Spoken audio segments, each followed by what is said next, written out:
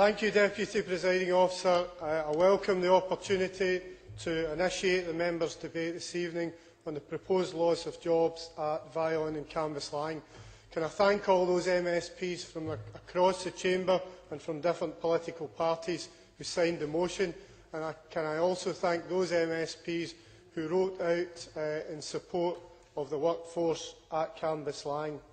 The background to this closure is that it was proposed back in January as part of a loss of 820 jobs in the Vion Group, 150 of those in Cambuslang.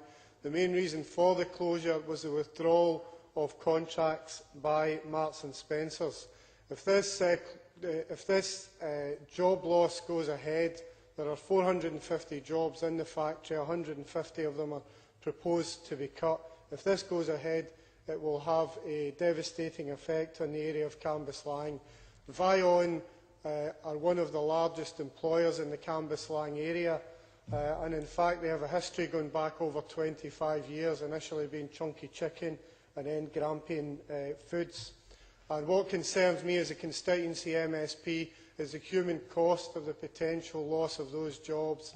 It's the stress on the individuals, the stress on the families, and trying to chase alternative employment. We heard earlier in the week that there are 10 people chasing every vacancy currently, and that's not a situation that I want to see in Cambuslang. It would have an adverse effect on the local economy and also a knock-on effect in other areas like the neighbouring town of Rutherglen. I'm glad to say that the union have fought a strong campaign against the proposed job losses, and that campaign has been headed up by Scott Walker and Tom McAndrew, the local stewards, who I'm delighted to say are in the public gallery this evening.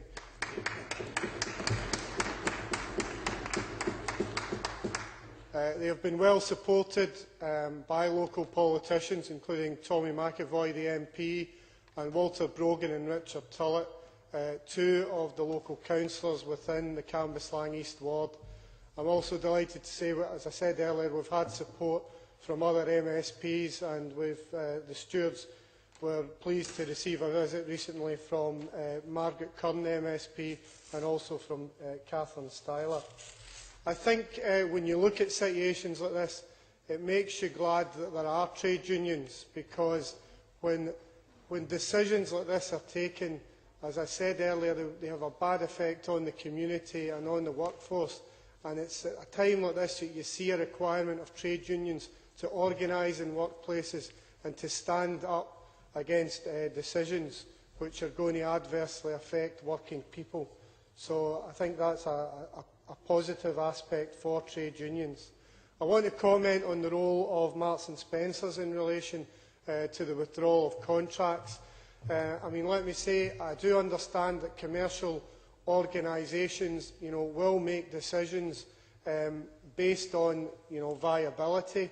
But in terms of Marks and Spencers, and in relation to some of the other retail organisations also, they are very much pushing an ethical trading policy and also talking up social responsibility.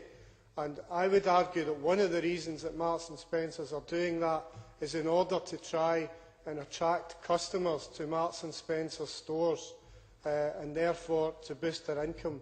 But in my opinion, Marks and Spencers can't have it both ways. They can't have a situation where they talk up ethical trading and they say that they are socially responsible, but they will take a decision that will rip the heart out of Cambuslang.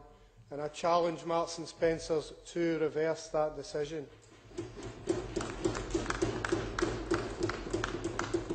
In terms of the Scottish Government role, I note the responses that I and other MSPs have received around PACE and also alternative markets, and I welcome those. But I do think that the Scottish Government could have done some more. In October, Richard Lochhead announced a £75 million programme of investment over a 5-year period. None of that money at this point in time has come to Cambuslang.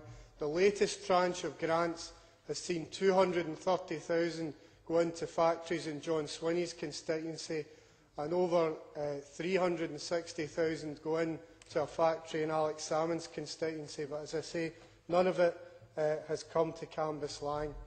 I'd also be interested to know that what pressure government ministers have exerted on Marks and Spencers, and I'd like to specifically ask the Minister to address in his summing up if there have been any meetings with government officials or government ministers in Marks and Spencers over the last fortnight, and whether the issue of the concerns of the workforce at Cambuslang have been raised with Marks and Spencers.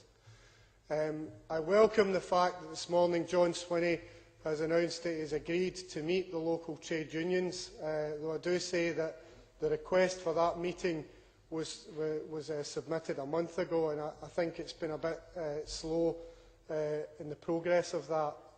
It seems to me that there are other areas that have taken a priority over Cambuslang. I note the closures of NCR in Dundee, and I wish the Dundee community well. I hope they safeguard the jobs, but I note that the Enterprise Minister was very quickly down to Dundee, but it's taken me a month to get a meeting with the local unions at Cambuslang. So in summing up, Deputy Presiding Officer, I think the motion in Parliament tonight gives us a platform to support the workforce at Cambuslang. It lets us challenge Marks and Spencers to reverse their decision, and also I want to close by demanding that the Government make some money available to support the workers at Cambuslang who have helped build an industry that's worth £7.5 billion to the Scottish economy.